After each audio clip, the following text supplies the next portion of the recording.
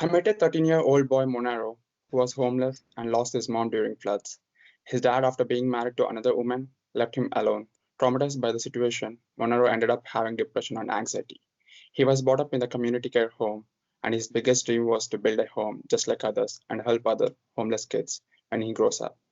Floods are the most common natural calamities in the country and can seriously alarm those impacted. It occurs due to an overflow of water onto normally dry land, triggered by rising water from the river, heavy rains, and ice jams.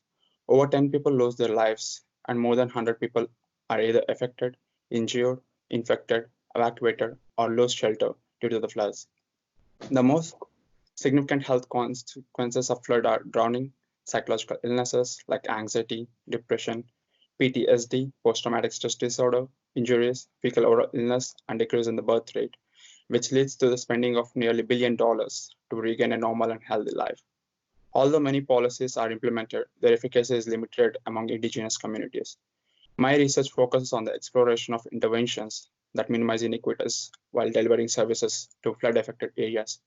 Concurrent mixed methods and community based approach participatory research methods varies to meet the expectations of the target population. LiDAR mapping and agent based modeling were utilized to prepare an emergency plan response in the communities. Best measures to prevent the health effects of flooding include better overall watershed management, building dams, dikes, diversion channels, flood-proof infrastructure such as upgraded housing, weeping tiles, and better planning while constructing houses. Roads should be adequately built to facilitate better transportation during flood.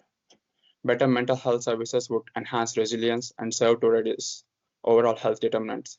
One way to achieve this is agencies involved in flood recovery funding must review their practices to ensure that reasonable allocation of funds based on holistic needs, so that full recovery in terms of repair of infrastructure and community damages and physical, spiritual, and mental health can be achieved.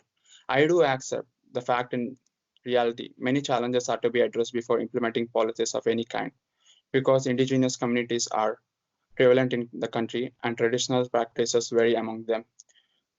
But it is not to be ignored that the methods, as I mentioned earlier, have significantly led to decrease in inequities while rendering services to flood affected areas. Therefore, there is a lot of hope if equity is maintained while delivering services. It would surely minimize health consequences and a number of homeless individuals in the communities. Monaro's dream of building a home and helping other kids might actually come true. Thank you.